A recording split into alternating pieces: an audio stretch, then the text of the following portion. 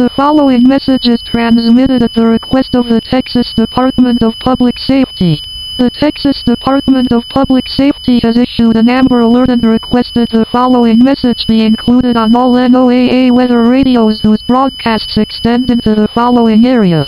The Ector County Sheriff's Office is searching for missing child Maximilius Aiden Dominguez, 6 years old, Hispanic, male, last seen wearing teal-blue Toy Story shirt, blue jeans, black Crocs. The missing child was last seen at 8:36 p.m. on September 20, 2024 at the 4800 block of West 39th, Odessa, Texas. Police are looking for Jose Magdaleno Dominguez, a 42-year-old, Hispanic, male, in connection with the abduction of the child. The suspect was last seen wearing tan cap, tan shirt, tan shorts. The suspect is believed to be driving a blue 2009 Cadillac CTS bearing Texas license plate GWX3047. The suspect was last seen in Odessa, Texas.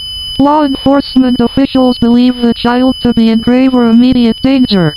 Anyone with information regarding this missing child should contact the Ector County Sheriff's Office at 432-335-3050.